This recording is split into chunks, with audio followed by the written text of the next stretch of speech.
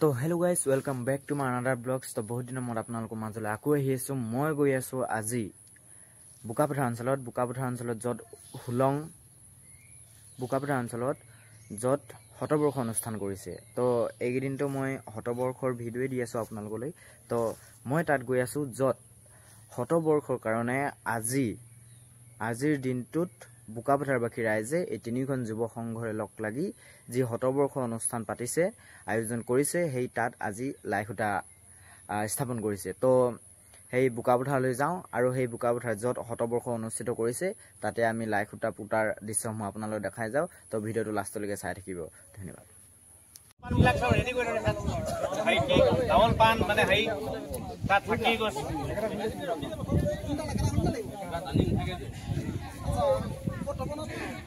পিছতে আমি আৰম্ভ কৰিম। সেয়েহে আশে পাশে থকা সমূহ ৰাইজক লাইখুটা স্থাপন কৰাৰ স্থলীলৈ আহিবলৈ অনুৰোধ জনালো। আৰু আমি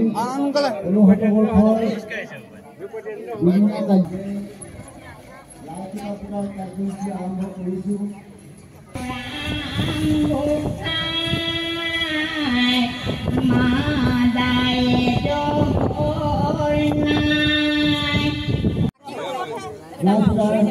পূজাৰ সম্পৰ্কে কিছু বক্তব্য ৰাখিব, সেয়েহে আপোনালোকক দূৰলৈ নাযাবৰ কাৰণে অনুৰোধ জনাইছোঁ।